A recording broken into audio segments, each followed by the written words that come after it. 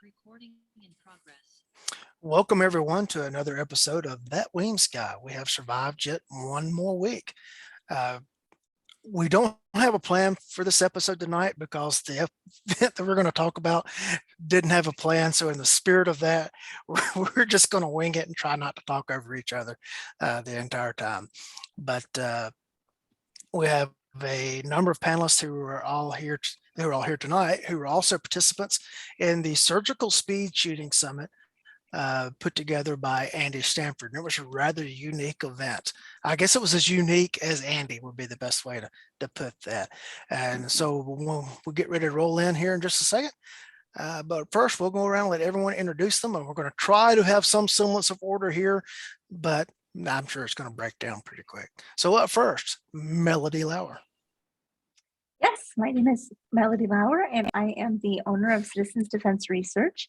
And I attended the Surgical Speed Shooting Seminar originally as a participant, but then was invited to join the instructor cadre, which was a great experience because that was the first time that I had ever been thrown into that kind of a situation where I had to adapt very quickly to what I needed to instruct. And I think it worked out really well. I got to train with alongside of John Holshin and also Greg Ellifritz and John Hearn as well, which I hope he comes on later on. And it was just a really great experience for me. All right, Carl Wren. Hey, Carl Wren, KR Training. I was sitting here thinking, I realized I hosted Andy and Paul Gomez for a class in the early 2000s. And Andy's been around in my world for years before that. And, that was kind of what made this fun. It was like, get to see what Andy had been up to all this time. All right, John Holston. Hi, John Holston, West Coast Armory North, Everett, Washington. Known Andy for, a long time. He gives credit to some of his early exposure to some of the material that ended up in his book to an organization called Insights Training that I was one of the primary instructors in many years ago. All right, Michael Green. Hi, I'm Michael Green from Green Ops. I'm the founder there. I got like almost 10 or 12 instructors that work for me. We teach classes all over the US. We're based in Texas and in Northern Virginia.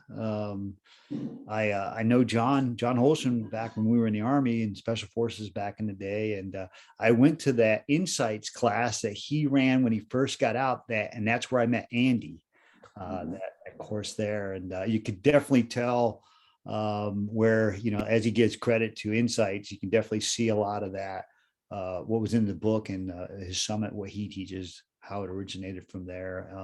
So it's good seeing that all come full circle because that was years ago. I don't want to date myself, but probably over 20 years ago. But it was good to be back on the, on the other side as a student. I was happy to be there. To tell you the truth, I could have spent the whole 4 days just listening to the other instructors, but we had to teach classes. But, yeah, happy to be here. All right, John Johnston. So I'm John Johnston. I work for Melody at Citizens Defense Research, and I knew of Andy for a little while, but first time I met him was on a trip out at Surefire when I was still working with them. Andy works on a different team than the team I was on. So we had talked a couple times, but I'm actually kind of jealous of Melody because he had invited me to be an instructor from the get-go. And as someone that is a planner, he's kind of like, oh, here's what we're going to do. And I'm like, and I was asking questions, and I'm sure that you're going to get into this, but Melody got to just show up and be like, this will be great. Whereas I got to have some of the anxiety ahead of time of trying to plan, which continued on. And I'm pretty sure amused every other panelist to a great degree, since Lee's trying real hard not to burst into laughter. Yeah, John found out that we were on a teaching team together before the event, and he started messaging myself and John Hearn, who was also going to be on the team, like, we need to start planning now. And Hooter said, John, we don't even know what the parameters are. Well, how can we start planning? And I said, I'm just going to wait and just get there and, have all my anxiety at that point. I'm not going to worry about it now. All right. Andy has been a guest on the show, so the name should be familiar to most of our audience. If you go back several episodes, you can find the Andy episode. He kind of rose to fame by winning the National Tactical Invitational, is my understanding. I know he was a classic modern technique guy who was trained pretty much by Michael Harries, was his main mentor, and then got onto the competition circuit, found the isosceles and changed. And then his book, Surgical Speed Shooting, was written. I forget which year that was published. Carl, do you remember the year? I don't. Would have been late 90s, probably. 98, 99, somewhere in there. Somewhere around in there. And he kind of disappeared from the public scene, teaching classes and stuff for a while. And basically he got us all together to kind of present about the history of surgical speed shooting and then things that he was maybe working on now. And how the event went was the presenters we all gathered in Tennessee on Thursday of this weekend. And the morning of that Thursday, Andy spent till lunchtime discussing the surgical speed shooting and other things associated with that. Then we went to the range Thursday afternoon and did some range work. Then we came back to the classroom on Friday, and each presenter was given 20 minutes. Was it 20 minutes? Yeah. To get up and talk about whatever it was they wanted to talk about. And those were very, very, very topics. And then Saturday came, and we'll get into that shortly. But before we do that, I really want to touch on a topic and make sure it doesn't get lost in the whole discussion. The tactical response people, the tactical response. This event was held at the tactical response facility. And I got to say, I'm deeply rooted in the Rangemaster family. I'm deeply rooted in handgun combatives. I don't think like we could have gotten 39 Rangemaster students or 39 handgun combative students together and then be that receptive. I was absolutely stunned at how adaptive and how respectful and how receptive and open that the student body was to techniques and procedure and things that were being taught to them that weren't necessarily what they get in their own school. But there was never a no, that's not how we do it here. They were all just the virtue and paramount of what a student should be.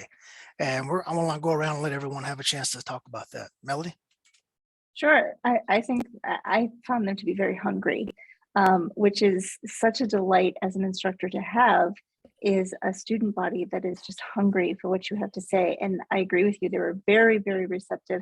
And that, when you get kind of, I don't say indoctrinated, but when you stay in your niche groups and your cliques, there's always this sense of infighting that goes on, and this kind of our gung fu is better than your gung fu. And I'd gotten perhaps erroneously an idea that I'd never really spent much time with the TAC response people, but I'd gotten kind of the impression that they were very standoffish to other instruction outside of there. And that's not what we received at all. They were very, very open, very receptive, very eager to try anything that you put in front of them. And in fact, very personable as well, coming up to me personally and being like, hey, can you tell me more about what you're teaching here? Or can you tell me more about how you're carrying your gun or things like that, which I was very encouraged to see. And I think, I hope that is building blocks and building bridges to maybe tearing down some more of this, like my gung fu is better than your gung fu walls, and starting to have a little bit more intermingling between the groups, because I was absolutely delighted to be involved in that. Carl?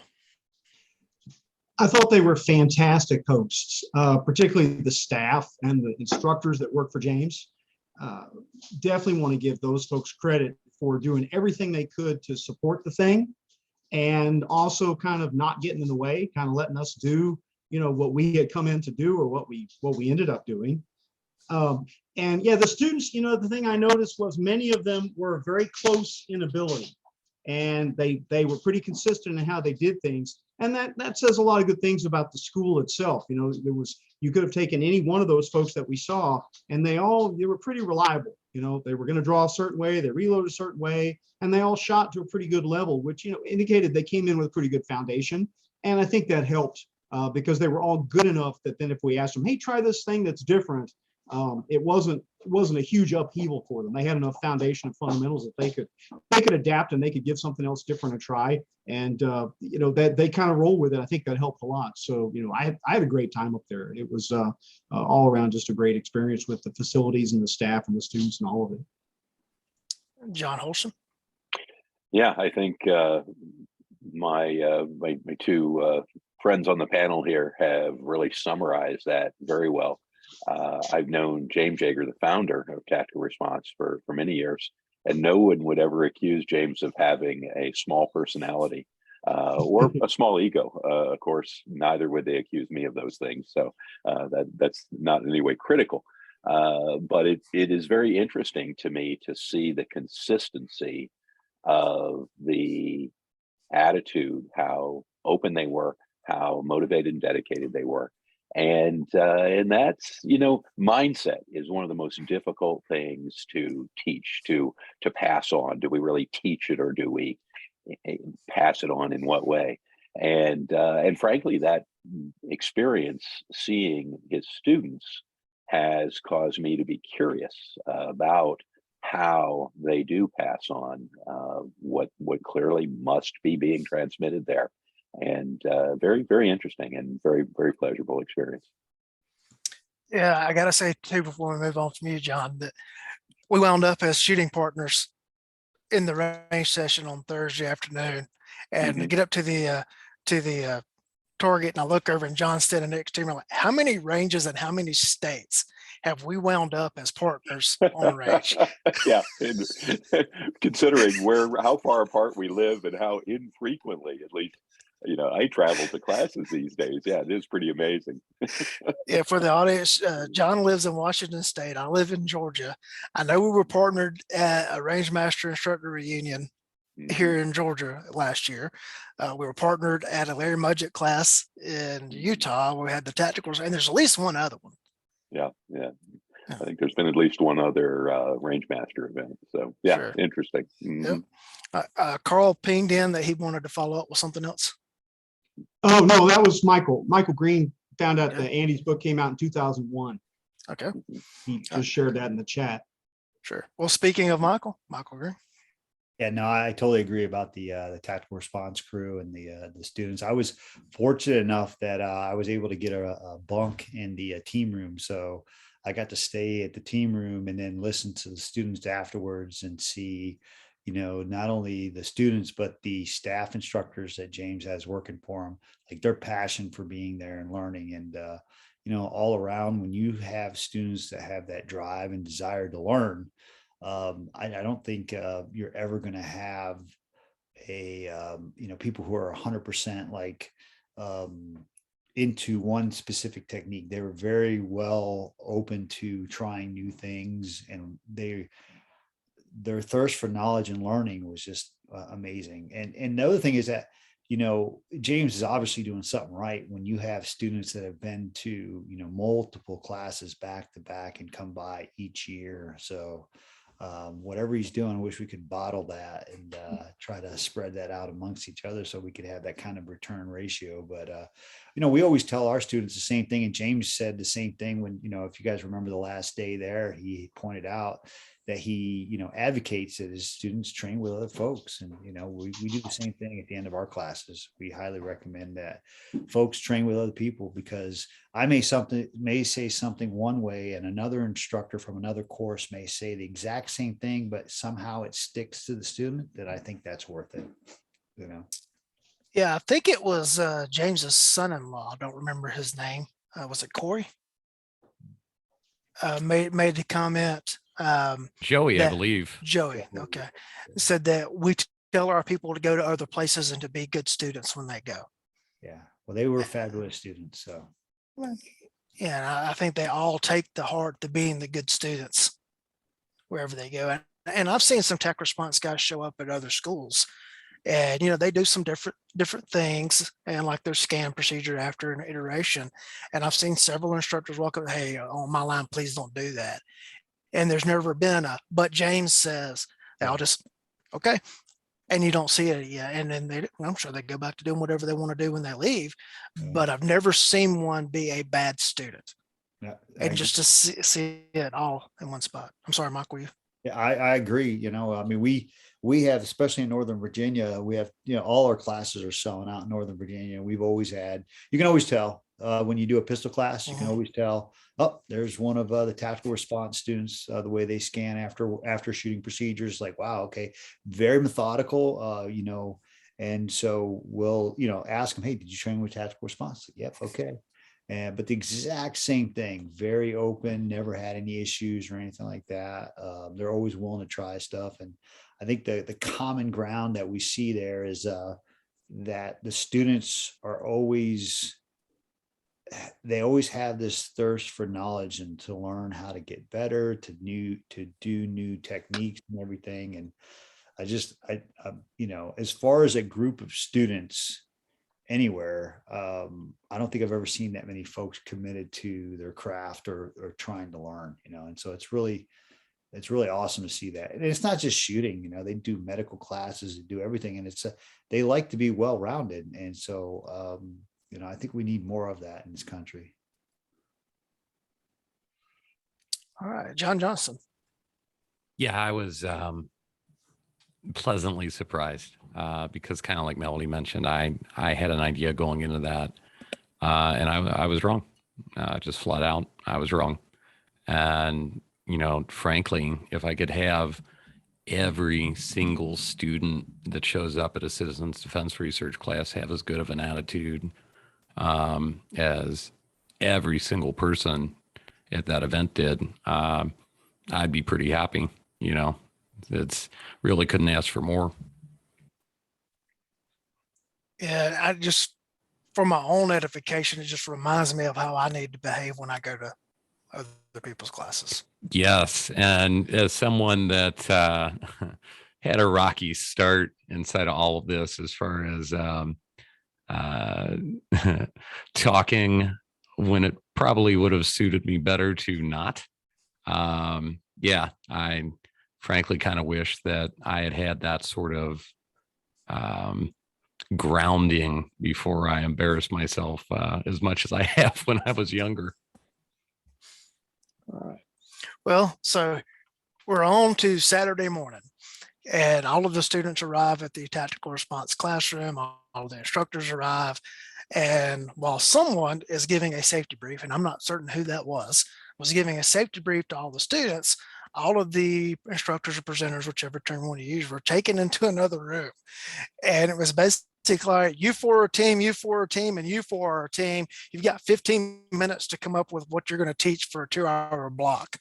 And that was all the instruction we were given. So like, and you have these targets available or anything else. And it's like, so the four of you that were on your team basically had to come to an agreement pretty quickly as to what we were going to present that day and kind of try to put it into a sequence, and et cetera. And then I think it was Greg Ellifritz that came up with the idea that we would start everybody off by running through a skill assessment and then grouping all of the students by skill. And I know we had to move a couple of people to make the numbers work. Can somebody give me a thumbs up if it was Greg that did that? It was Greg and I that we kind of put our heads together, and I actually got stuck doing the safety brief. So you guys had 20 minutes. I had like 15. So, All right. So as we go around, I would like each of you to kind of what team you were on, who you were with, and what you taught. And if you can remember what the other people taught, if they're not on the panel. Melody. Wow, that was quite the experience, because at that time I didn't even know I was instructing yet. So it was kind of like that morning, it was like, do you want to instruct? And I was like, sure. Okay. And then I was in the room kind of like, who am I instructing with? And it was like, oh, it looks like there's shorter person over here, go over there. And so I was like, okay. So I was with Greg Ellifritz, the first team. I was with Greg Ellifritz, Claude Warner, and I'm really Michael de Bethencourt. that's it. Yeah, I can never remember his last name. And I'm so we actually kinda the got- Citizens Defense Research Secretary as well. Don't tell anyone. you are the memory for sure. And I was just kind of like, okay, so we got together and we came up with a plan. And I was kind of like, hey, since I was thrown in at the very last minute, I will go last. That way that, you know, if you guys going to take a little bit more time and it just doesn't end up getting to me. I was like, I feel like we should, because Claude was going to do some sort of, he was doing a 22 kind of study and he was going to do his own ammo and his own thing. So we were like, hey, whatever time that takes, then, you know, Michael will do his thing, Greg will do his thing. And if there's time for me, then I will just do something. Well, we got to the range and Claude had forgotten his stuff. So he left to go and get his stuff. And so now it was like, oh, by the way, now you're second in line and you've got to come up with something like on the spot. So I was like, oh, okay. Sure, I guess I can do that. So I just kind of after Michael, and I can never pronounce his last name. Say it again, John. De Bethencourt. De Bethencourt. Thank you. I can never pronounce that. Just call him he Bobo. That's what he prefers. There we go. Yes, Yeah. Bobo. Okay. So Bobo did a really interesting like negative target shooting thing.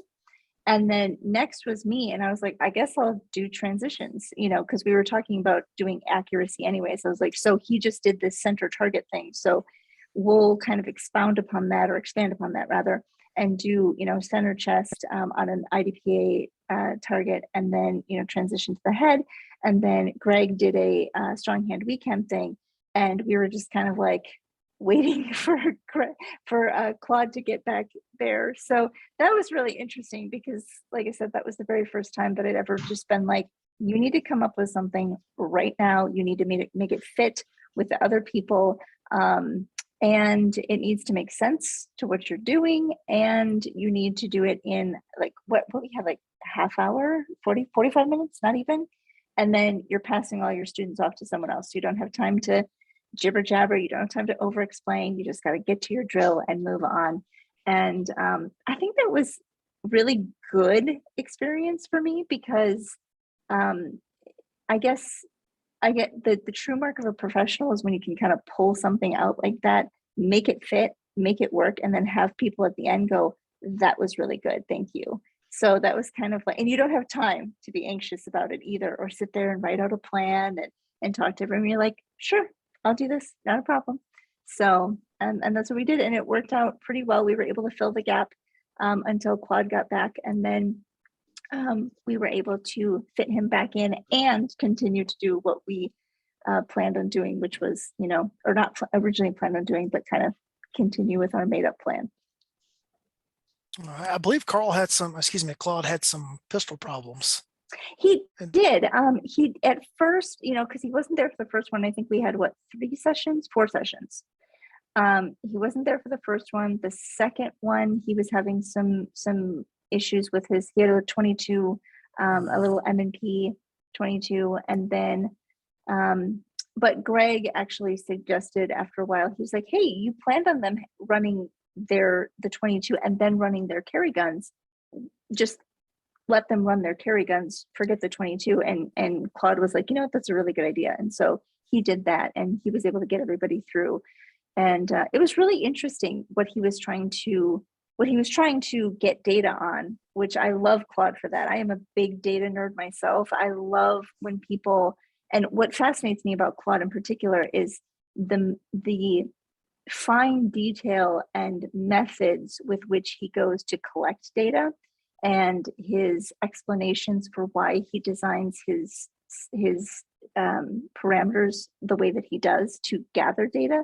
And so I sat down with him and I was like, okay, explain to me this data sheet that you had. And he explained the whole thing to me. And I was just like, this is a genius at work, that he can, you know, account for all of these different things. And it would have been very interesting had his gun not been malfunctioning so much to have actually seen the comparative data, because what he was trying to evaluate for, not necessarily prove or disprove, but evaluate for, is whether or not a 22 could be basically shot as effectively as, or even possibly more effectively than a centerfire gun, the guns that we typically carry for self-defense kind of situation. And he had a very specific targetry that he had designed very carefully for that testing parameters. It was very fascinating to watch him run everybody through that, because he is in fact the tactical professor and he lives up to that name. Yeah, unfortunately, Claude had to work this evening. I couldn't be here, but he is. I've got to go to the store that he works at just to go in there and walk in as a customer one day. That's I'm just, gonna go to his paint department and just ask him for any and just see the level of professionalism that he has taken, because he was telling me about that too, about like how he's cataloged all the paints, and I'm like, of course you have. Carl Wren. So, the thing that happened that first morning in improv theater or improv comedy, they have this rule and it's called yes and. And what that means is when you're on stage with the other people and someone says something, then your job is to say yes and not to try to undo what they said, right? Well, that's what we ended up doing. We had to do that to a certain degree. We had to do that with the tactical response curriculum that was already in place and what the students knew. And then we had to do it with each other. And I was super impressed with the fact that, all the different permutations and combinations, nobody got up there and said, no, what that last person said, that was completely wrong, and you should never, ever do that. We all were very good about working around that and showing different, try it this way, try it that way, which I think was important. I think that had a big factor in the success of it, that we weren't tugging them in radically different directions, and some of that's because a lot of us had worked together before. I've hosted pretty much everybody or taken a class from everybody that was there as an instructor. And the few that I hadn't, I knew about them, already, or familiar with their writings or their curriculum. And I think that was true for a lot of us. So in a certain sense, I think we did kind of stay away from places where we didn't agree on things, and that made it look more cohesive than it could have been. We could have gotten down to just nitpicking each other's stuff, and it would have been far worse than it was. And I think that says a lot for the team. Everyone was reminded of the children's book, Stone Soup. Anybody remember that? Where the person has the pot and the rock, and they kind of con everybody else into bringing all the stuff needed to make soup. Yeah, that was Andy. Andy had the event, and the event was the rock and the pot. And the rest of us, oh, wait, I've got a potato. Oh, look, I've got a soup bone. Oh, I've got some carrots. And that's kind of how we made the soup. Was everybody had, oh, I've got these targets in my car. I've got an extra timer. Oh, I've got a staple gun. And, we kind of put it together that way, which was kind of fun. I called it a corporate team building exercise for the firearms training industry. And I think that's really what it was. That was its real value behind the scenes for us. And that made it fun for me just to see all that happen. And Saturday you routine with John Johnston, John Hearn, and myself, right? That's right. And then Sunday, I was with Don Reddle and John Holshin, right? Were we there? It was Claude, was Alan McBee. No, it was you and me and Alan McBee and Claude. Right. That's right. It's all blurred at this point. What did you teach on Saturday? What did I teach on Saturday? I think I worked on cleaning up the draw stroke. We worked on learning the draw stroke. Yeah, you did reverse chaining.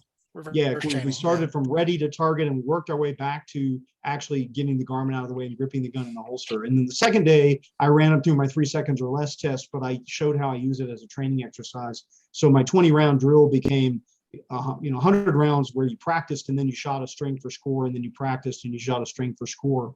And that worked pretty good to introduce them to kind of my drill that I use in a lot of classes. And I noticed that was one of the cultural things. They weren't used to working with timers as much as the rest of us were. And all of this, looking at split times and looking at draw times and all that, I think was a little bit new for a lot of the tactical response guys.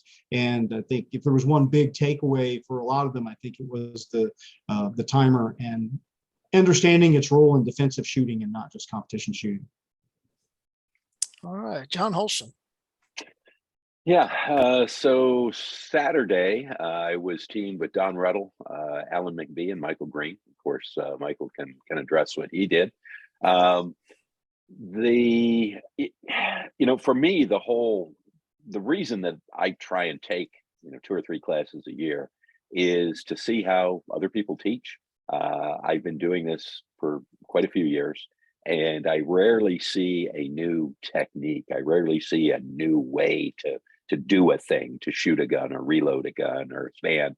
And frankly, when I do see something new, it's usually so outlandish at this point that it is just humorous rather than interesting.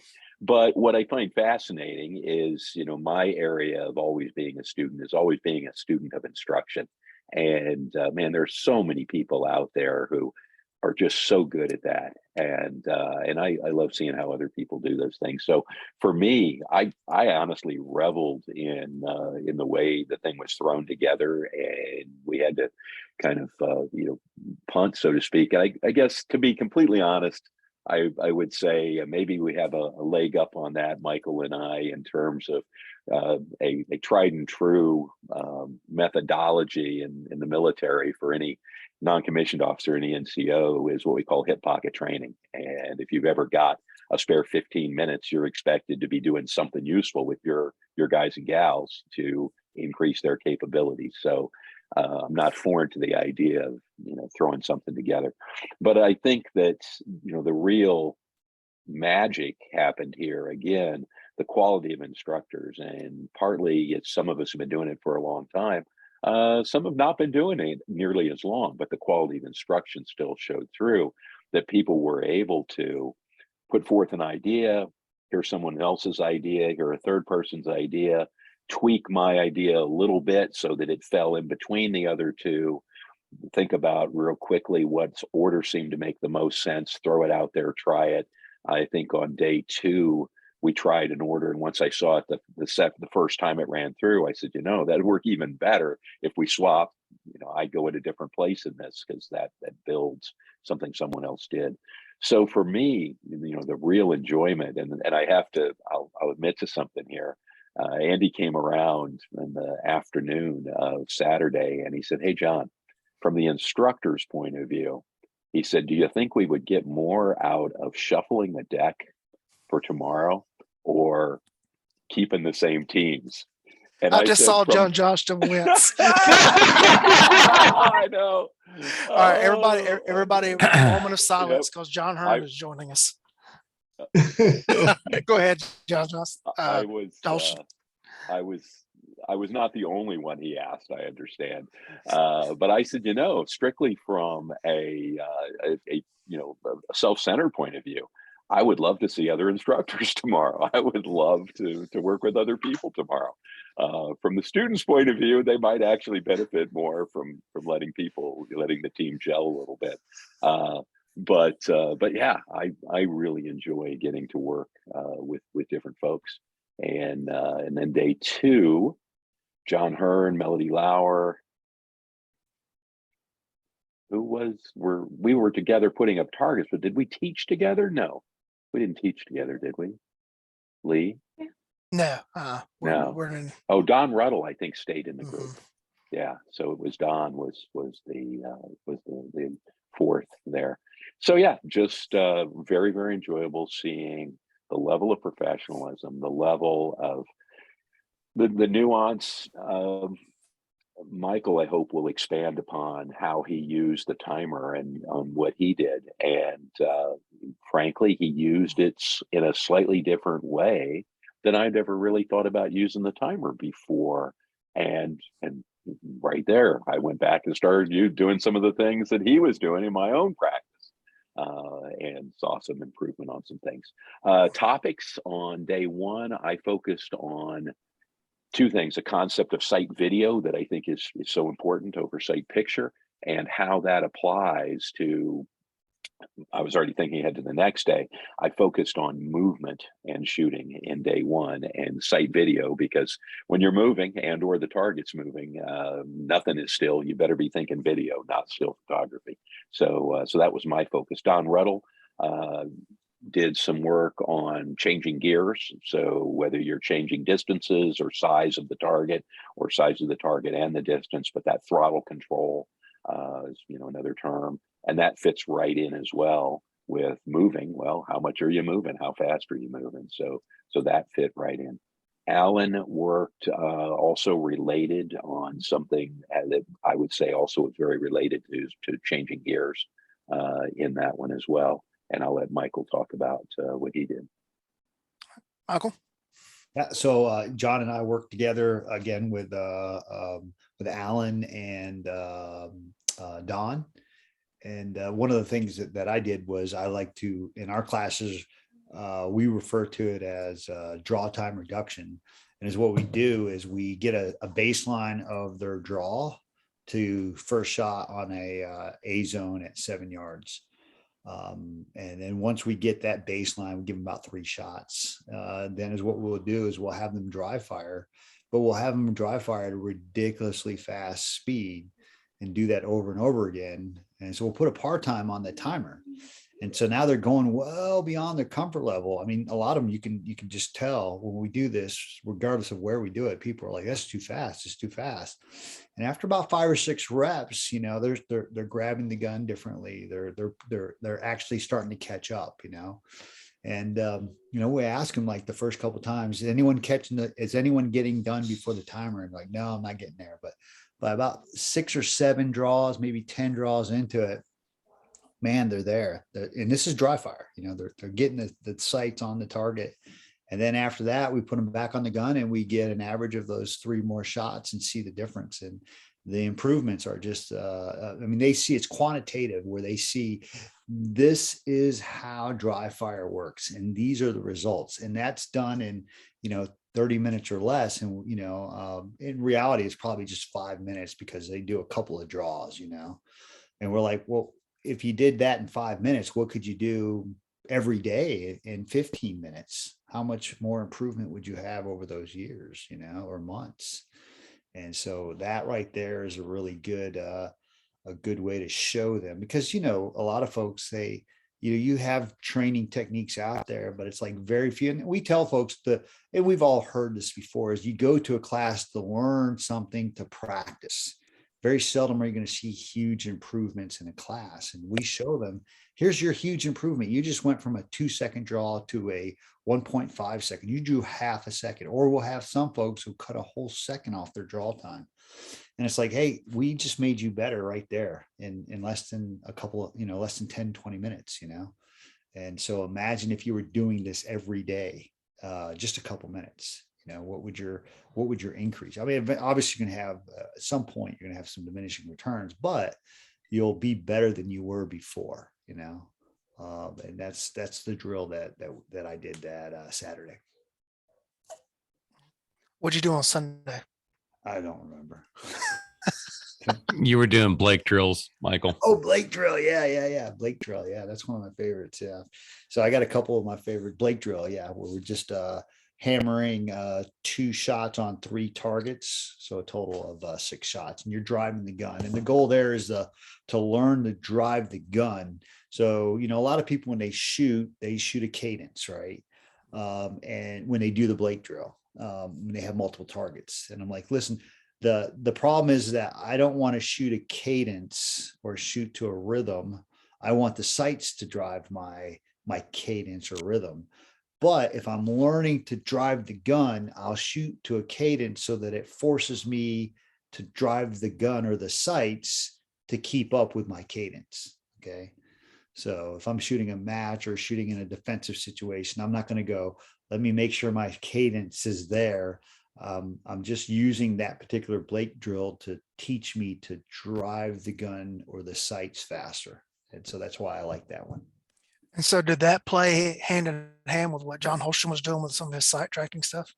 Oh yeah, that was a great thing. It's like, everything we did, it seemed like every drill that we did, it seemed like they somehow magically, almost as if we knew what we were doing, were progression upon each of the other person's drills, so that was the best part. I think we had that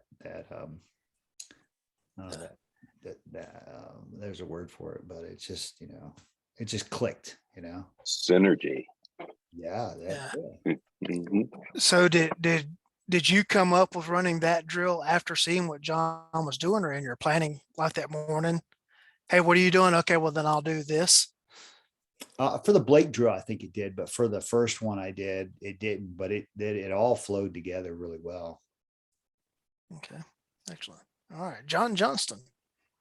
Um, so Andy, by the way, Holsham, completely blamed you for changing the teams up when I kind of made angry face at him when he told me it was happening. But no, it ended up being really awesome. Day one, I was paired with Lee and Carl and Hearn, and that was kind of handy because we are all range master handgun instructors. We've got at least some of a similar background in that respect. And it was really cool to watch Carl do the reverse chaining of the draw. And then Lee, when you were doing the trigger isolation stuff, I ended up talking about some of the things that I talk about with stance. And honestly, I don't remember what Hearn does since he keeps losing you, Lee. I just figured it wasn't anything important. So, but no, that worked out pretty well. And then day two, after the teams got switched up, I'm glad I'm amusing. After the teams got can't switched, believe I abandoned my children for this abuse. This is just awesome. Thank you, John. I love you so much. So, day two, the teams were a little bit different, and ended up with DeBethencourt and also Greg Ellifritz and Michael Green. And on day two, one of the things that I was trying to get people to understand is that being able to, for lack of a better word, remove some of the conscious mind, at least when we're doing like the stupid human tricks, shooting stuff, right?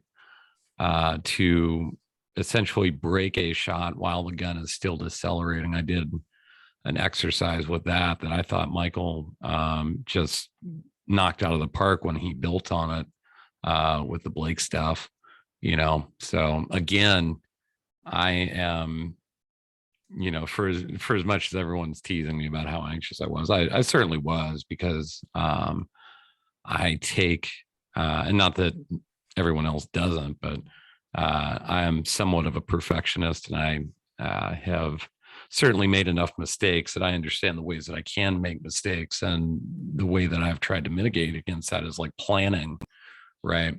And so yes, when there's not a plan, I get a teensy bit anxious, but it's actually one of the coolest things that I've ever been part of, and it worked out great. So, and from a personal standpoint, one of the things that I sort of learned from everything was that, as Melody told me, hey, you're on the roller coaster, just enjoy the ride.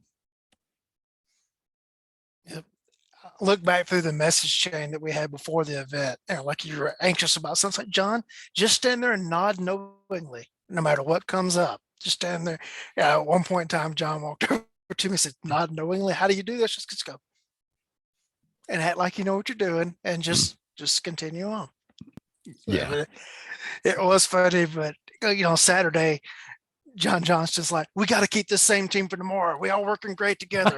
We'll stay together tomorrow, and we'll come up with something." Yeah, okay. I nodded knowingly, and then along comes Andy, and the teams for tomorrow are, and he gives our assignments, and I could just see John Johnston over there just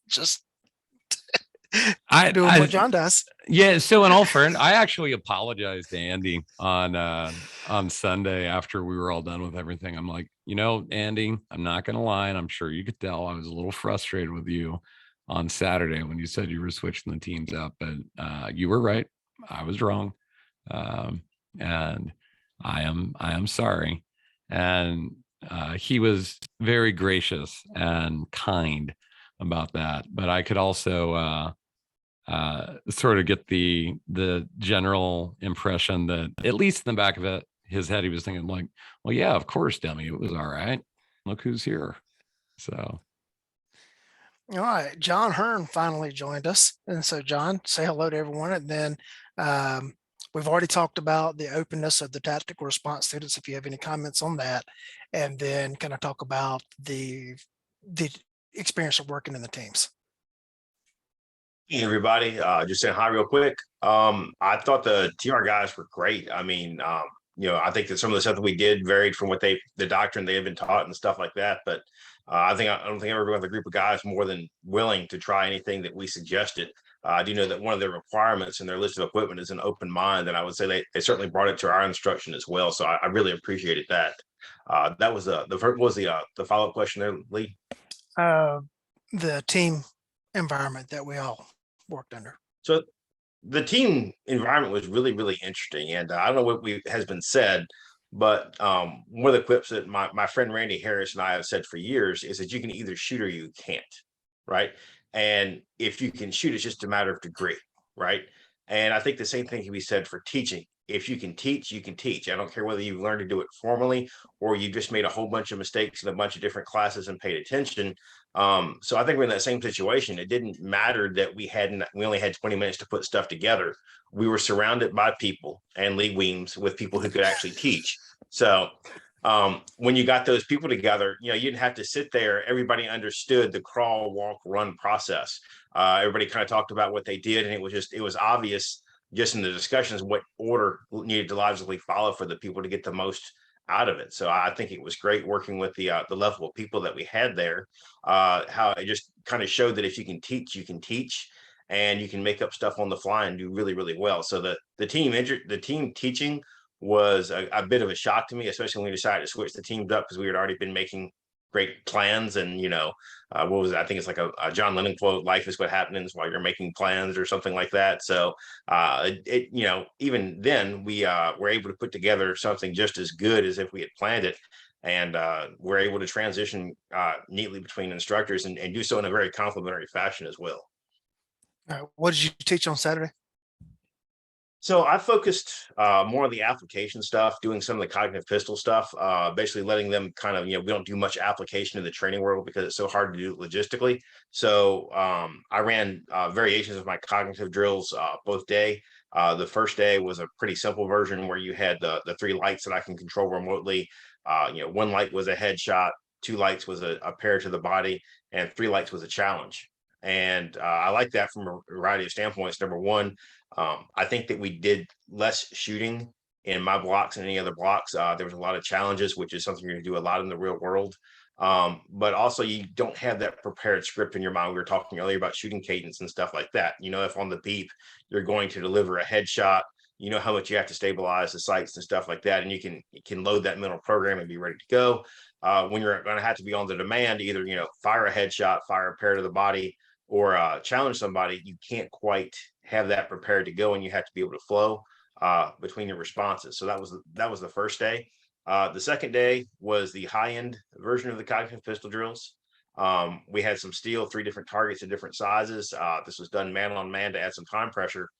And on the exposure to the lights, they either have to deliver a hit to a very large, like a full-size BC zone steel, an 8-inch steel plate, or a 6-inch target, and they had to make that determination on the fly. So it was a great combination of having to think a lot. They had to pick their shooting cadence, they had to identify the right target, and they had to do it before the other guy.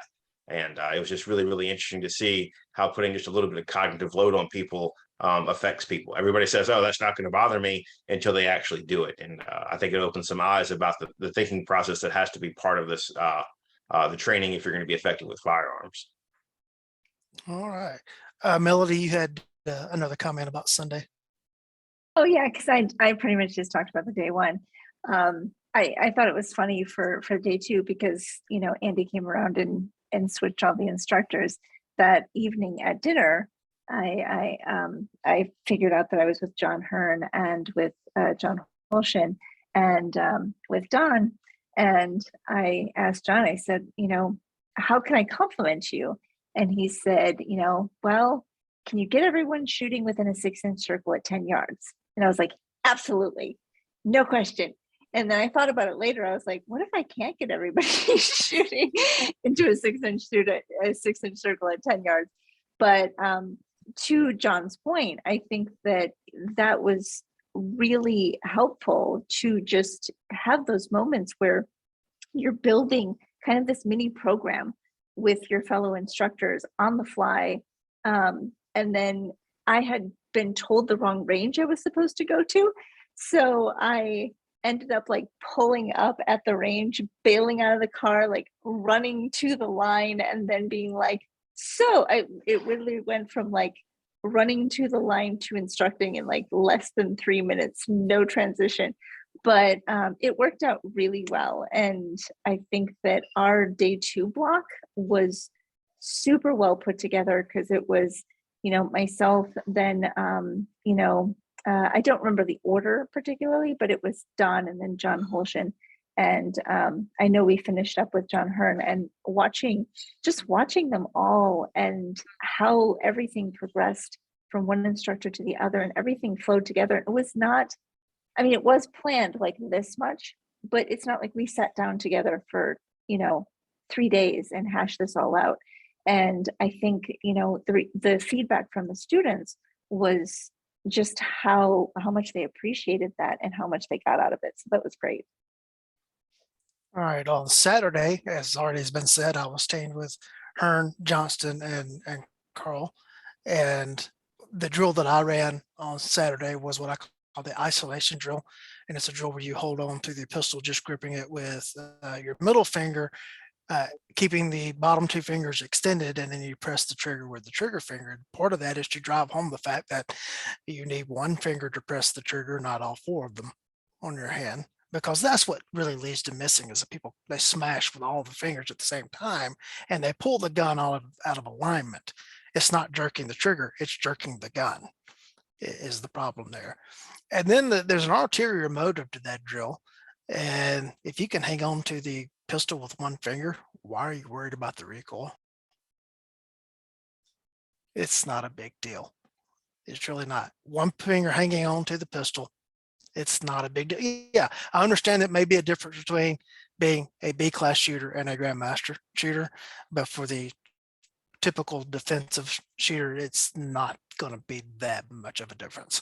But the fear of recoil and the anticipation of recoil is what leads to missing the shots. And so that part of the drill is just a secondary thing. The first thing is to concentrate on pressing the trigger with just that one finger, because if they're closing their hand as they press the trigger, you see those other 2 fingers close, and you can use that as a teaching point. And then on Sunday, I initially was going to run the Bakersfield PD qual, but that would have involved moving. We had to have at least out to 20 yards shooting. Well, the drill that everyone else was running on our team was everybody else was shooting at 7 yards. It's like, well, I'm not going to make us move the targets out further and everything else. So I switched and ran a wrong tool drill, in which I dug ammo trays out of the trash, and we simulated those being cell phones, and they had to get it out of their hands and to get their shots off. And I was greatly amused that Hearn brought these props that he spent hundreds of dollars in time building, and I dug props out of the trash and had success with it. I appreciate you laughing at that, Melody. Before we move on to our wrap up, I'm not going to pass up the opportunity to have this group of people together and not have a discussion on a topic just to see what comes out. And I'm going to go to John Holston's sight tracking drills, which I haven't had a chance to see John present them directly in person, but I know what's going on in his drill. And it strikes me that when we do technical things like shooting a bill drill, and that seems to be one of those standards. Well, if you can, sub 2 second bill drill is the gold standard or everything. Okay. If we're trying to convert this over to, I'm trying to save my life. Yes, being able to do that sub 2 second bill drill shows a very high level of technical competence. But I think it's also that same spot's not going to be there for all 6 shots, and each individual shot has to be an individual decision. And so John's drill, and I'll ask John to describe it, is where you're having to move the sights around for each shot. Wouldn't that be a better? I don't want to say, I don't want to get into wouldn't it be a better? Let's just couch it in the terms of the technical skill versus the application. So John, if you would open it up with us, explain what's going on with that drill, and then Sure. we'll go from there. Well, so from my experience, I learned that shooting targets and shooting in defensive situations is not identical. People move, and you may be moving as well, but people move definitely when they're getting shot at. And the ability to control that gun and get it to come back down in the same place over and over again, that is a starting point. That tells us we have a neutral stance, and we want to be able to do that. We want to be able to do that well. But the next level above that is we want to be able to move the gun around fluidly and fluently. And I use that term, it is like a conversation. You don't know when you enter into a conversation exactly where it's going to go. You have to respond as it develops. And frankly, we all do drills, you know, the casino drill, we do various drills where we move the gun around. But those drills, for the most part, the way I look at it, are quizzes or tests of your ability to move the gun, and repetitive exercising of them. Of course, you get better at them, but it doesn't actually have a conscious mental focus of moving the gun. So what I discovered was I was training law enforcement officers at the time, and these guys all were shooting 95% and better on things like the FBI qual, the Secret Service qual, various quals. Yet when I got them in scenarios, they were running about a 25% hit ratio with simunitions and scenarios. And I noticed how often the rounds were impacting the walls, leaving those nice paint marks right behind where the threat was, right where the threat was, and not where he was at the moment the shot broke.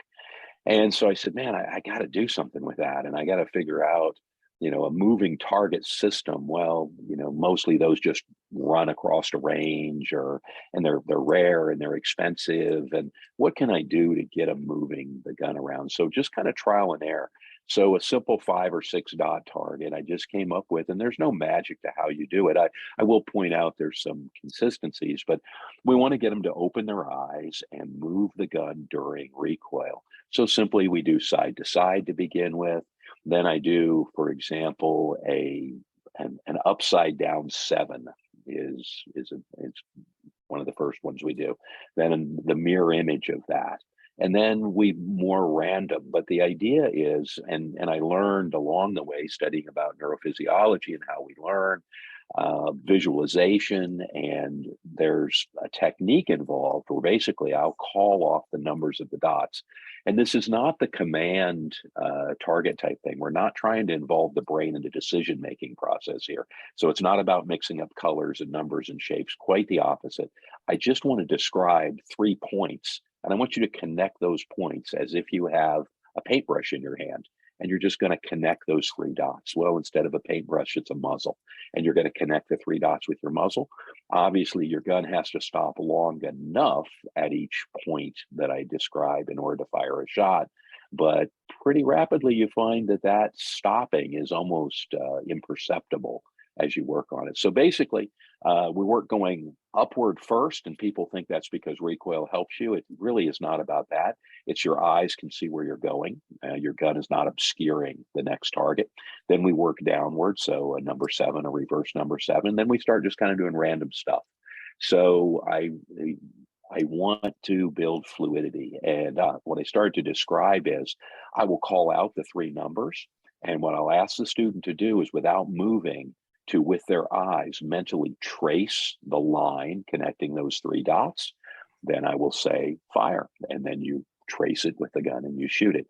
And that step of mentally tracing it, I find that is really reduces the learning time significantly, rather than just shooting it. So learning, basically, you're describing those shapes.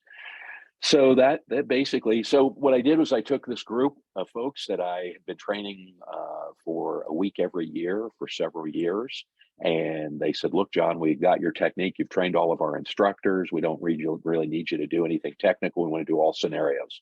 We did scenarios. They had a 20-something% hit ratio. I took them on the range for about an hour before lunch. I sent them to lunch. I brought them back in, and their hit ratio jumped up to around 50% with a single iteration of this. And then we worked to improve it from there. So that's really the drill. And then that got me thinking about, so what do your eyes do during that? You need to see in video. Well, how do we see normally in life? We see constant stream of images, such as video. We don't compose things like we do for still photography. And another analogy I think is really useful is that of driving.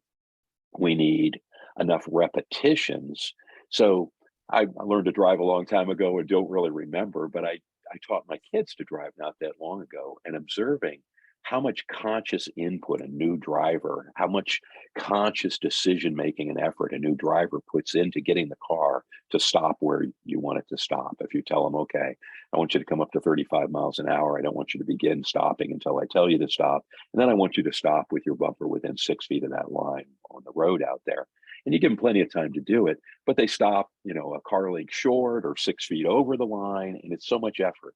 And to get around a curve at different speed, it's so much effort. They have nothing left over in their mental capacity to think about the driving laws and regulations, let alone to think about other drivers on the road, because they're so involved with driving the car.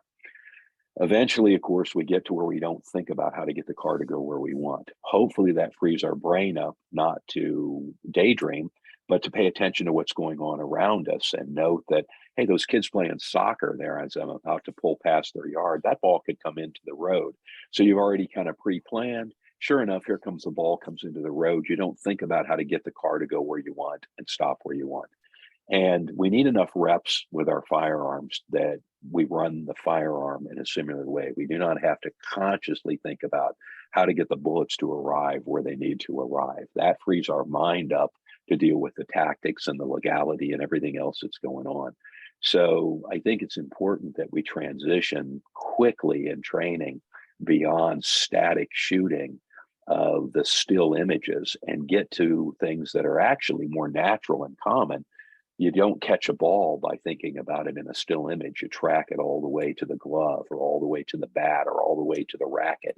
Why do we think we should shoot by forming everything up and then don't move the gun? That's a whole nother thing. It's not don't move the gun, constantly drive the gun to the center of what you want to hit. So I've gone on long enough on the topic, but was there some other piece of this that you wanted me to talk about? No, you've said something in that you talked about the rounds were hitting the wall behind where the person had been. I'm just going to throw this phrase out there. We're always shooting at the past. Exactly. Yeah. We're always shooting at the past. But and just we a couple don't of have to be really, because we need to Right. constantly drive. You could say we're constantly driving in the past. Well, yes and no. We should be constantly adjusting while we're running through the Right. cycle of trigger manipulation and managing the cycle of recoil. And of course, people that shoot at a high level, they already understand this, but I think it's a big jump for a lot of people, and I wasn't seeing it being taught very succinctly. And so that's the way I came up with to teach it. And it's just so many crazy things that I've heard over the years. And I know Hearn's heard this one because he heard it from the same source, is spread your shots around the target Oh so my that you're spreading the gosh. damage. And then the other Yeah. one with that is if you shoot too good of a group on the two-dimensional target, you get somebody, you need to drive and push harder so that spread your shots around. Because like that same Yeah. spot's not going to be there Yep. 0.25 seconds from now. Yep. And speaking if I can't do this on a medic, two-dimensional target. right. Speaking as a medic, even if he doesn't move, if he simply rotates, we're Right. poking holes through new anatomy. We need to, and that's another aspect that hunters understand. If they're successful about hunting, they think about the target in 3 dimensions. So they think about the path of the bullet inside Mhm. the animal to make sure that it strikes the vital organs. Yet that is totally missing from some folks' looking their approach to defensive shooting. All right. Well, since Hearn joined in, it completely disoriented my window of where everybody is. I saw Michael Green nodding the most as John Holston was speaking, so I'm going to Michael. What's the question? Uh, Do you have a question? No, I was just going to you for any comments on what John was saying. No, I mean, I think there was a lot of really great info there. We just, especially when it talks about like eye movement and stuff like that. I see a lot. I see, people are, you talked about skill level as far as, shooting like a bill drill in 2 seconds or less. And, you look at some folks out there who are high level competitors, you see them. Matter of fact, there's a high level competitor. She's a LAPD police officer and a competitive shooter. Can't remember her name. I think it's. I know exactly. She was involved in a shooting here recently.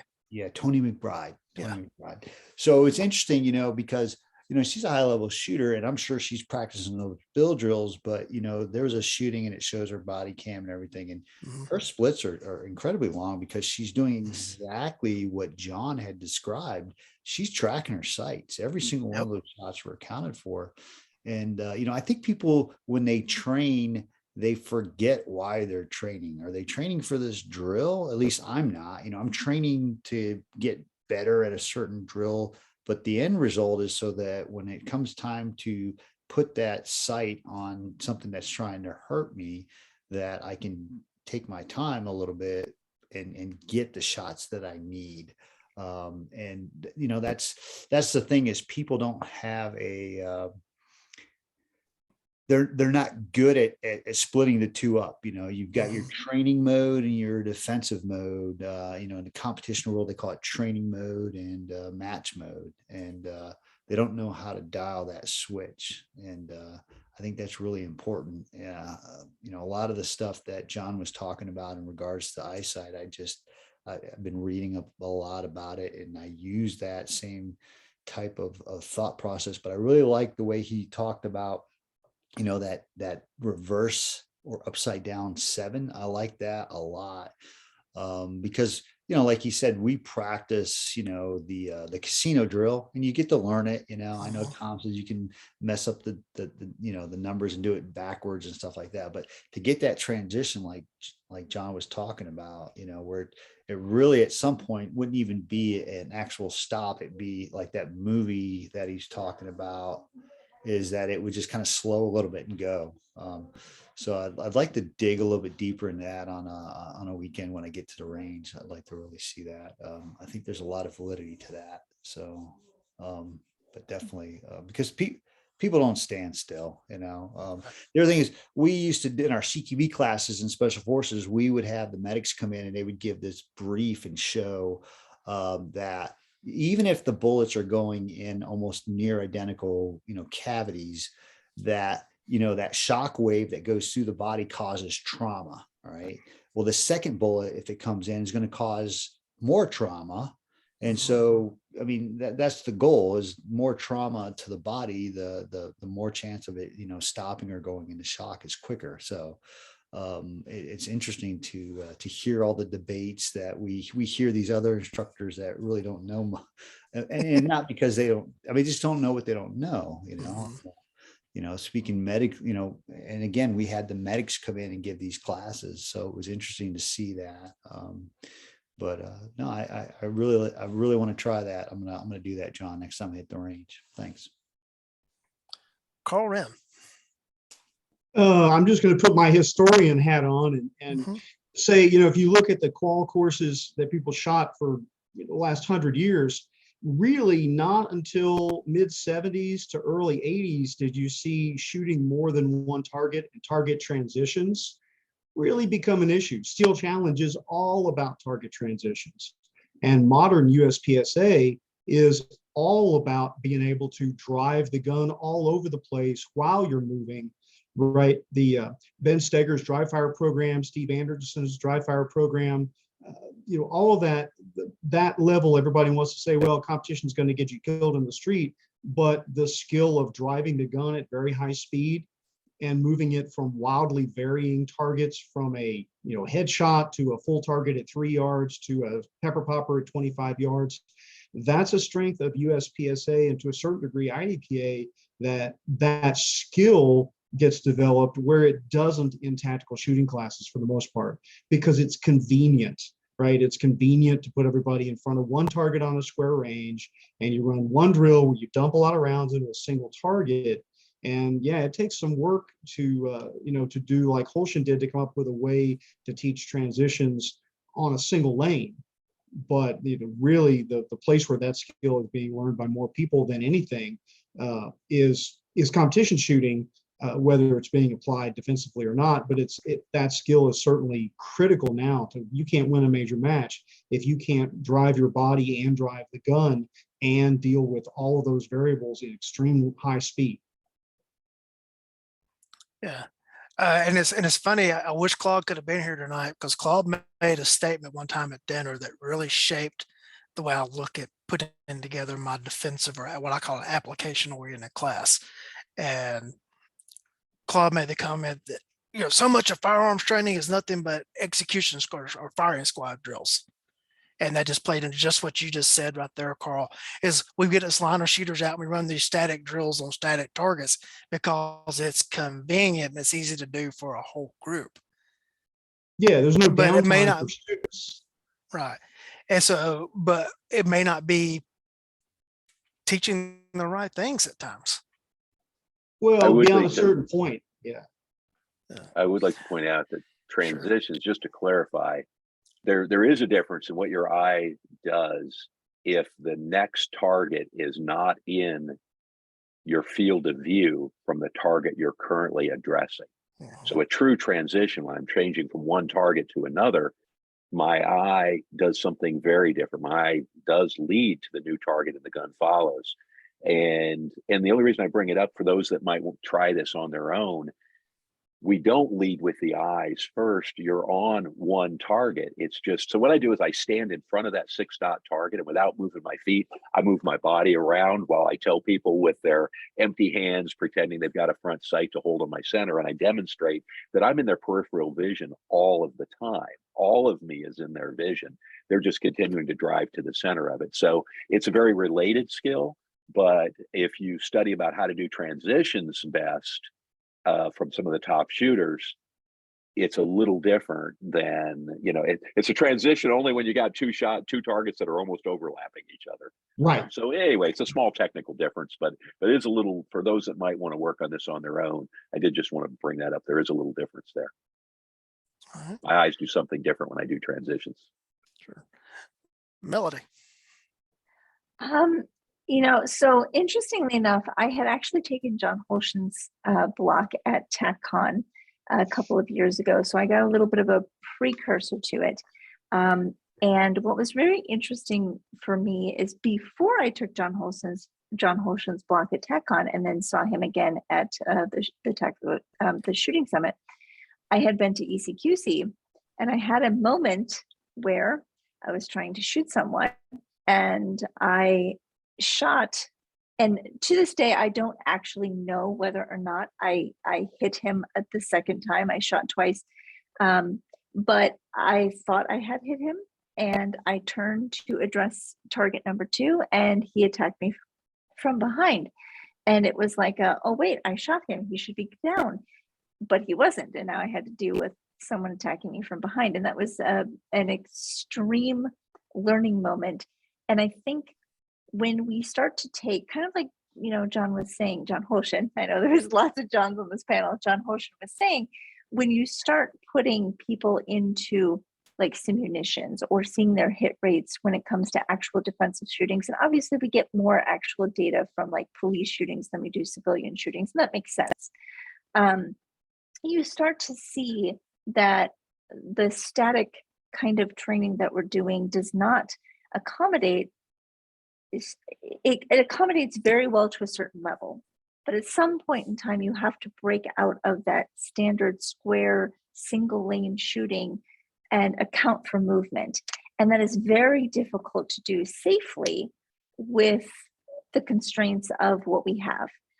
You can do it in force on force, and you can do it in environments that allow for moving targets, but how do you do that on an actual live fire range? And I think John has really at least tried to fill that gap, in a very creative way that frankly I'd never seen before. And it was very interesting to take it at TechCon and then see it again as at the shooting summit.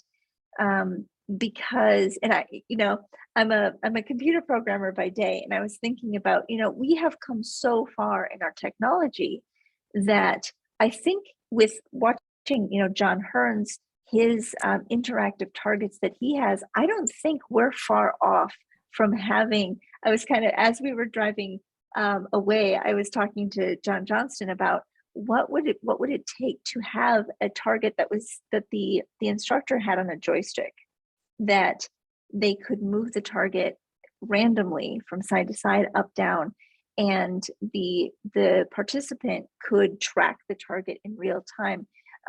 Those things are coming, and they're coming very quickly. And I think that the more that we can start to incorporate kind of technology in with our training, we can.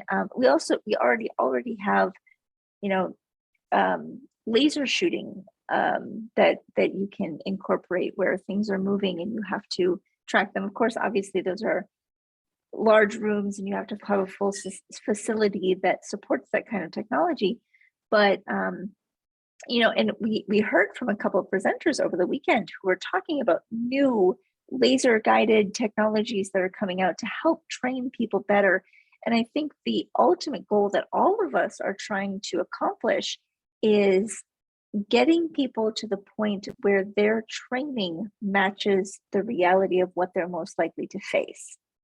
And everyone talks about Claude Warner. Claude Warner was so fundamental to me as well. Is one of the things he said to me very early on when I started teaching was that you can make a good shooter. Making a good shooter is easy, but what we really need to be making is thinkers with guns in their hands versus just good shooters. And that the faster that we can get people thinking with guns in their hands, the better they will be in the long run if actually defending themselves is their goal. And that's the majority of the reason that people come to us for training, is because they're wanting to use a firearm either for their job professionally as a police officer, perhaps military, or as a civilian who's carrying their firearm out and about and they want to be responsible with it. And we as instructors need to come up with the most, I guess, applicable ways to train them how to do that effectively and make good thinkers. And I think John's drill is a great way to do that, and a very simple way to do that without incorporating too much technology. But I think with the technology that is coming, we might get there, that we can start doing that. But of course, obviously, if you get to the point where you can do things like force on force or simunitions, you get to experience that in real time. And having something like that as a stopgap between all I've ever done is square range shooting, and now I'm going, and I say for reals with bunny ears, because simunitions obviously does not have the blood and gore involved with it, but it is very real, right? We emotionally feel it the exact same way that we would if it was a real incident.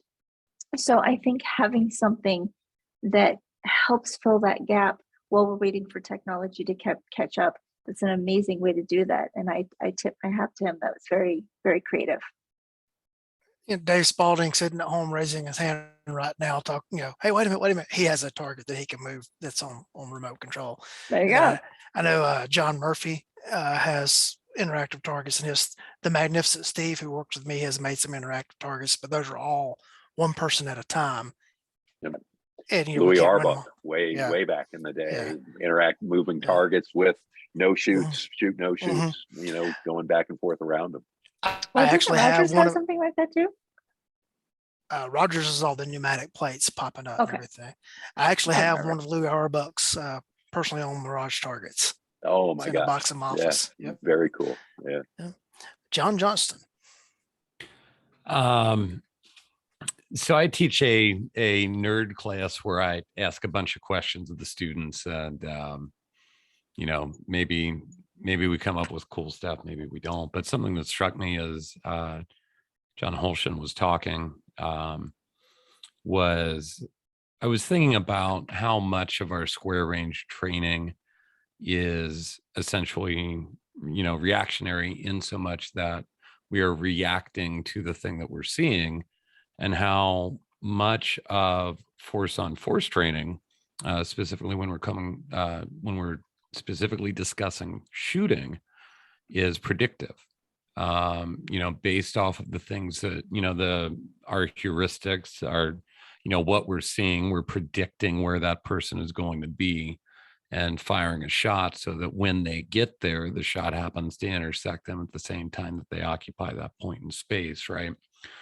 And thinking a little bit more about, we talk about moving targets, and I think if I asked everyone, everyone would say, well, a moving target's harder to hit than a target that's standing still. And, the more I think about that, I don't know that it's any harder to hit, because the geometry is not changing. Like a grapefruit, in the center of the chest is a grapefruit in the center of the chest, no matter what. It's just so few people have any experience, shooting movers, and predicting where things are going to be, that, I almost wonder if, especially if we're talking about handguns at typical handgun distances, I wonder how much of, the perceived difficulty of those shots is psychological versus actual, it's a harder shot. And I guess it doesn't matter at the end of the day. It is what it is. But I say all that to say that I've seen Holshin present that at TACCON one year. I got the great honor to sit through that blog, and I thought it was super cool. And it dovetails into a lot of stuff that I certainly am trying to impress upon people if they show up to the technical nerdery class or whatever. And, at the end of the day, really, I think that's an amazing point. And I can't remember exactly. I think it was my ADHD meds have worn off much earlier in the day. One of you was talking about remembering what we're training for. Maybe Lee. I don't know. Sorry. But yeah, at the end of the day, everything that I do with a handgun and everything that, I'm trying to prepare students for is being able to, essentially rise to the occasion if they are forced to. And when a lot of the arguments occur between, other instructors, and egos start throwing stuff around, and,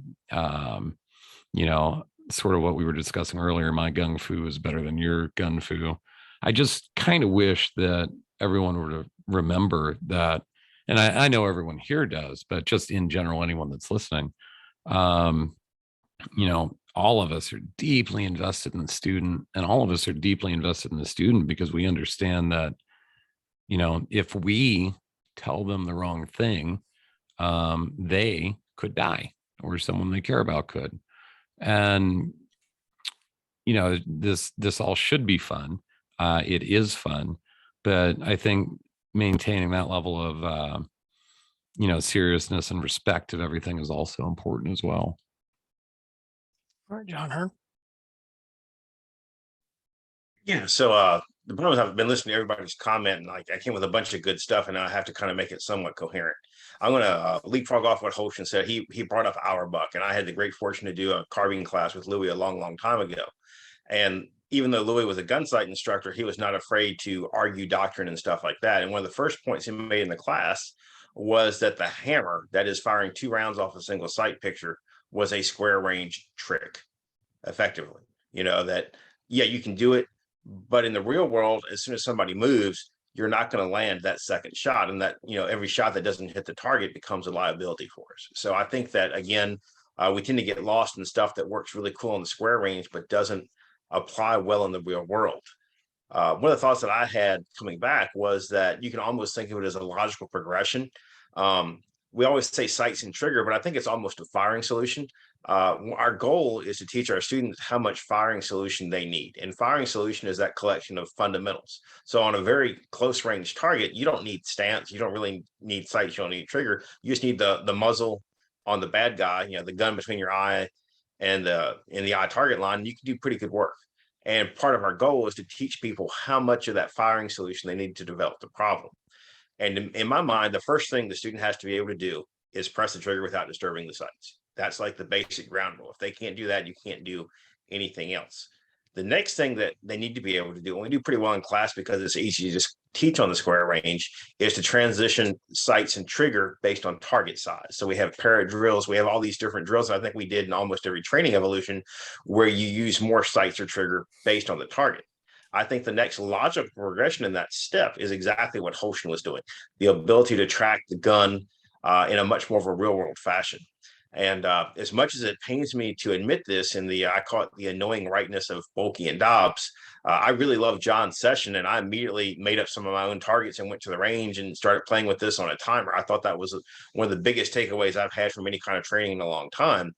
And consistently, if I was basically moving the gun from, you know, basically one dot to another, kind of like, you know, not a gross movement, but like a kind of a sudden jerk kind of a movement, it was about a 0.3 to a 0.35 to deliver that shot. If the target moved a little more quicker, it was about a 0.4. And if I wanted to actually hit anything, there were no splits faster than that 0.3, 0.35 in the real world. Now, John had run a couple of versions where like you might hit the same target twice, like a 1, 2, 2, 3 or something like that. And yeah, you can land that second shot on the same target in a 0.25, but nowhere else in that firing solution were there anything resembling jailbait splits. In fact, these are like, you know, excuse me while I correct myself. These were splits that would keep you out of jail by a good margin, right? So I was really fascinated with actually seeing the practical application of this. And I think that, you know, almost like the next logical thing is I've tried to teach people, I've got a moving target at my work range. And I think the next time I teach moving targets, I would probably warm them up really, really well on John's target to get them to keep and track the guns. And I think that actually hitting a moving target would be a lot easier after we did that. So I thought it was a great drill. I think it's the way that you can do it on, you know, basically I did it with, you know, 311 by 17 targets with 2 dots on each, and it actually worked out great. And I plan on shamelessly stealing that. So thank you, John. You give me my next good drill, and I'll remember you the first couple of times I teach it, because then after, you know, you give attribution 2 or 3 times, you can claim it as your own. That's right. Absolutely. Yeah. You know, it's all just pieces of the puzzle. It all fits together. And yeah. All right. A couple of things I would like to bring up here is some of the other people that were not on the show tonight, but they were also presenting. I've already mentioned Claude Warner, Don Ruddle, who was an NTI winner, which we also need to point out that Mr. Holston was an NTI winner, as was Andy, who put it all together. Alan McBee was there presenting. I know on Sunday he ran a drill that was basically a changing gears drill. I don't know what he ran on Saturday because he was in a different group. Does anyone know? I'm sorry, was that on Saturday? Yeah. Yeah, on Was anybody with Saturday. Alan? Yeah, I was with him on Saturday, and it was a changing gear type of drill. It was an awareness of sights trigger, how much sight trigger, just what we were talking about, is necessary for different targets. Okay. Anybody that who else presented that we haven't talked about? Alan McBee, did you talk about Alan? Yeah, we just talked about Alan. Yeah. Who else?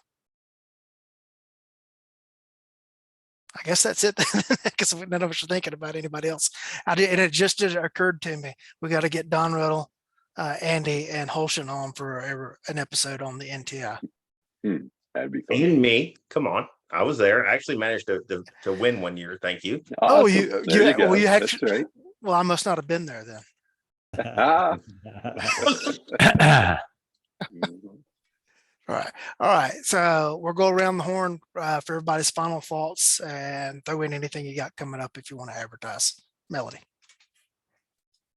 Final thoughts. I think this is such a great event. I know we kind of poke fun at Andy for how sort of thrown together it was, but I mean, there was a certain sort of magic at just bringing a bunch of people together and throwing them in the pot, stirring it a couple of times and say, make magic happen. And I think that's exactly what happened. I think some sort of witchcraft happened in this cauldron that he just threw a bunch of things into. And I think, and I'm very humbled because, like myself and like John are kind of junior instructors coming up. And I was looking around the room at the number of people, and I know I talked to you, John Hearn, personally, but the number of people who in the room, as far as the instructors, have had such a personal role in my own development, not only as an instructor, but as a student. Just the things that I have learned. I remember sitting across the table from John Hearn after my very first TechCon and asking him, what do I need to do in order to be a better shooter? And he took the time to, him and Spencer Keepers to lay out, this is what you need to do. And I went home and I took that to heart and I applied everything that he told me to. And here, many years later, I'm standing next to him and teaching, as his peer and not as a student. And that was so surreal to me as, a younger instructor coming up. And that wouldn't have happened weren't it for this kind of a situation.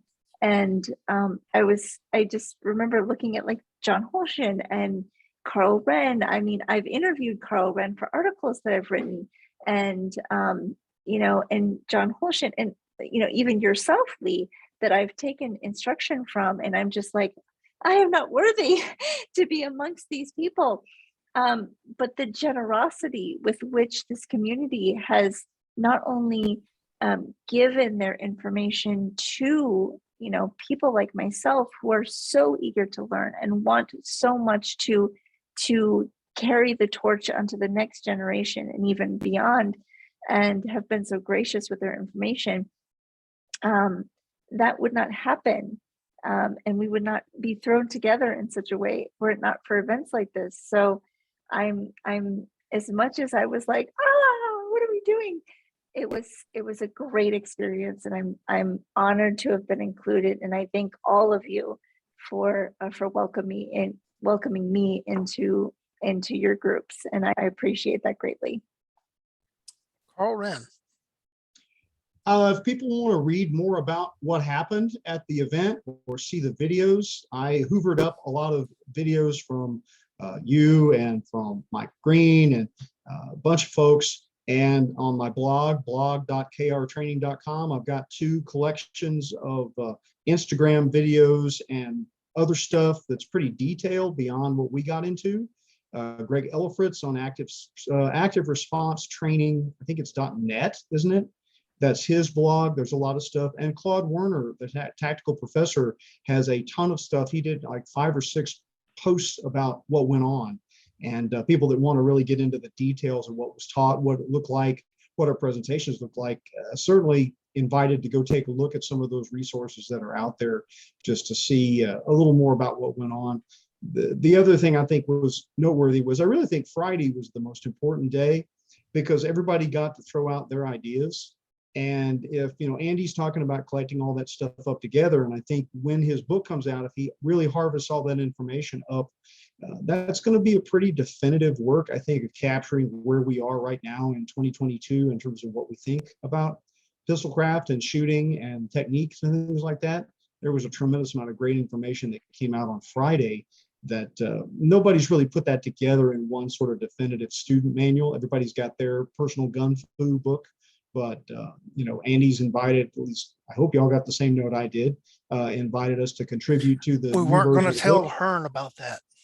Sorry, I didn't get that. No, Fell off.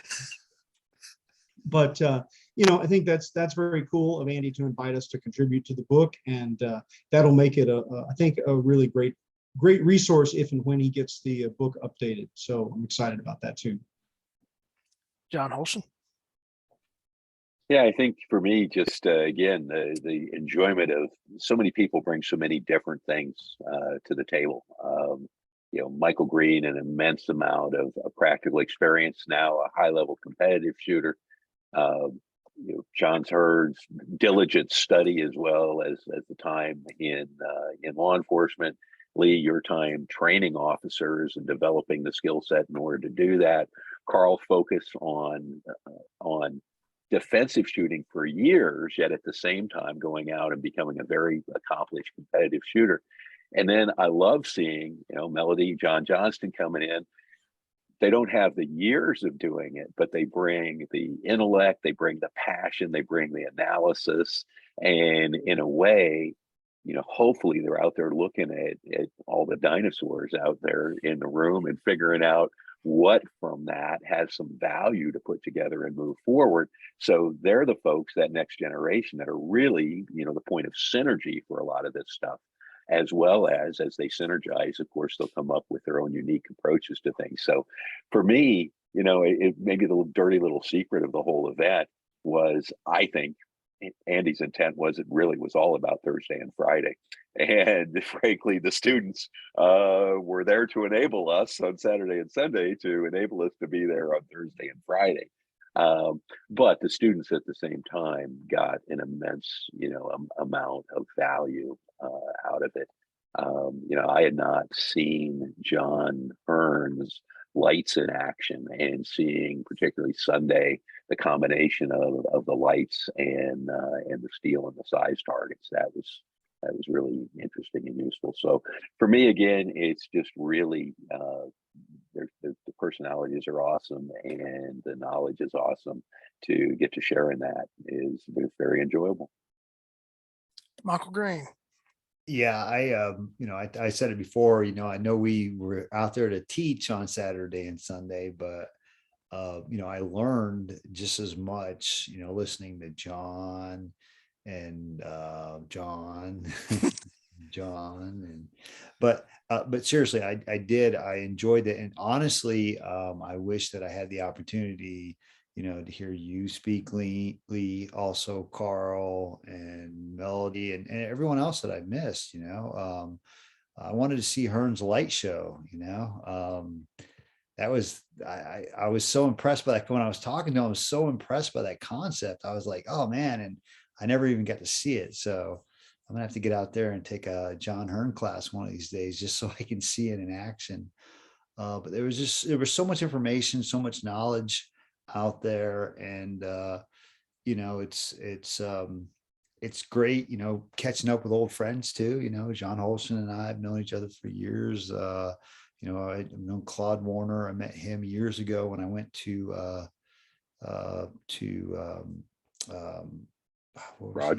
Rogers back in like the early 2000s. I met Andy when you taught that class for Insights. It just it was a really good, full circle for me as far as that goes. And like someone else had said, I think it was John Johnson said something about us having the opportunity to interact with folks that we had read articles from.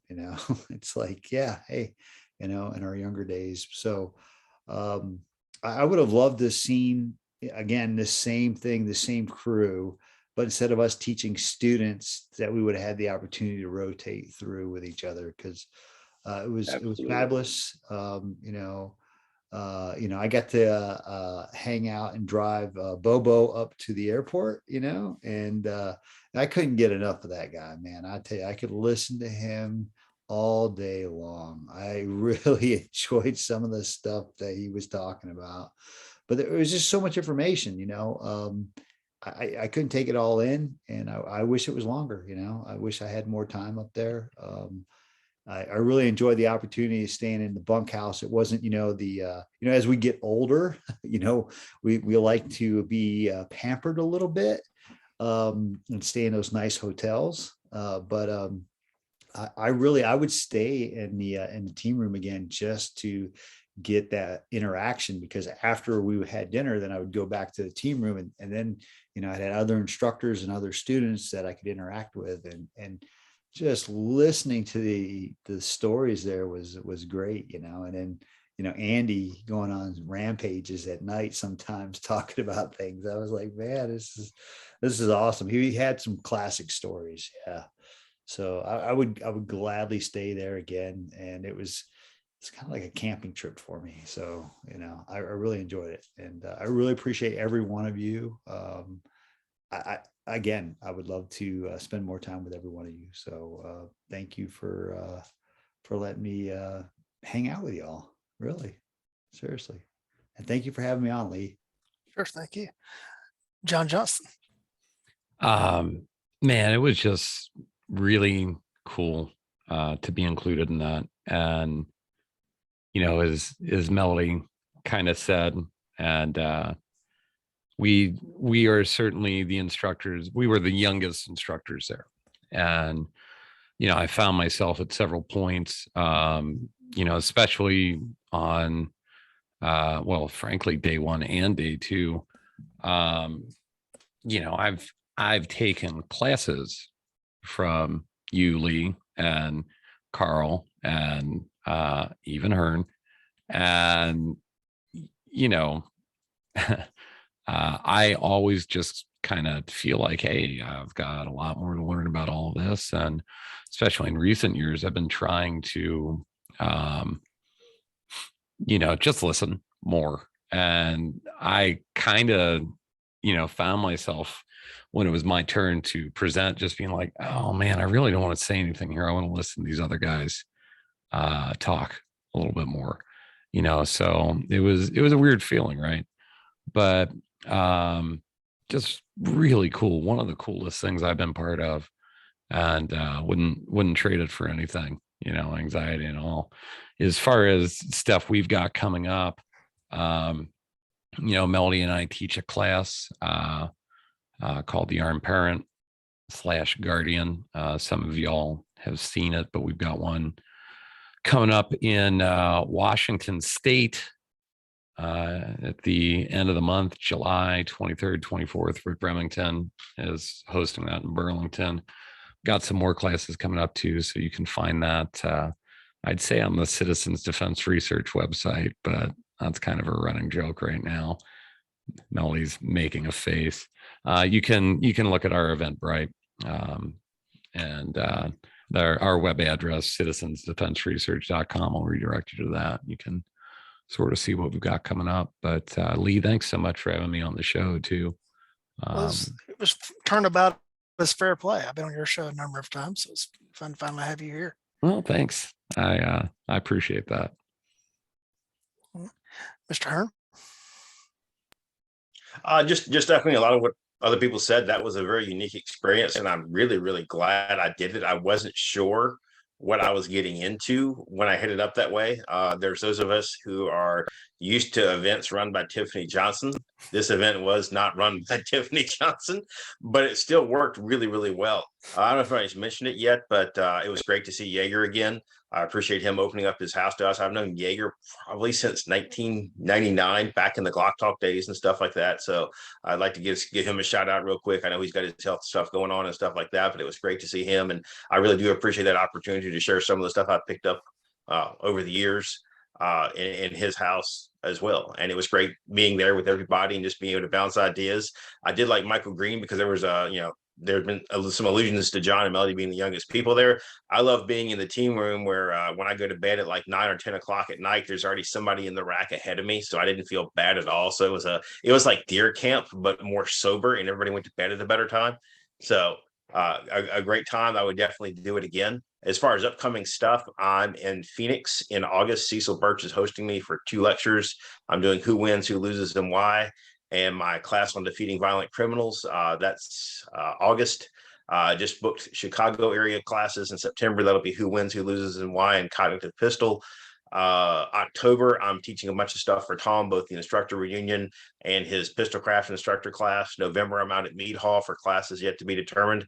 And I guess I'm probably going to be in Baton Rouge in January of 23. I'm already booking out there. So Eventbrite for me is actually the best place to find me. I've got to do some jazzing up of the website. So if you search my name on Eventbrite, I'll pop right up and you can sign up for all the classes you'd ever want to make you think with the gun in your hand. All right. Just in closing, on Sunday evening when we were all done at the range and we came back to the classroom facility, and Andy had all the instructors come up and said, you know, in order to get your certificate for being here, you've got to say what your biggest takeaway from each other was and what your biggest takeaway from the students was. And then each student had to get up and say what their biggest takeaway was. And, you know, at first I was like, I was ready. I had a 6-hour drive ahead of me. And I was like, I need to get on the road. I don't want to stand there for this. And then I just stood the whole time like, well, this is actually pretty cool. I'm actually enjoying hearing all of this.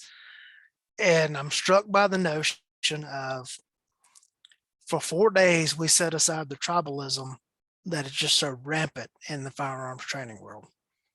And we were, all of us as presenters were taught a lesson by this group of students that they could come in and be good students, even if they were being presented material that was not necessarily in lockstep of what they were used to on their norm. And that a group of type A, high ego people, because let's face it, we wouldn't be doing this if we weren't ego driven a little bit. You know, we were able to set all that aside when we focused on the students' needs. We focused on delivering a good product for the students who showed up and were spending their hard-earned money on being there. And I just left thinking about that, you know, if that's something I want to carry on when I'm teaching solo, is focus on their needs versus what I want to present, what I think people need to know. And I would just like to, you know, just that's the thing I want all the instructors that hear this to think about, and for us to all to go away thinking about ourselves. And I thank each of you for taking your time out to be here tonight. This is kind of a long episode, and I know that your time is a big deal to you as well as the audience. I know that your number one asset is your time, and thank you for choosing to spend it with us. Oh, and thank you to Andy for putting it all together. This was probably some just maniacal plan that Andy had to make us all do this, and it worked. Yeah. And all right. And with that, so long, everybody.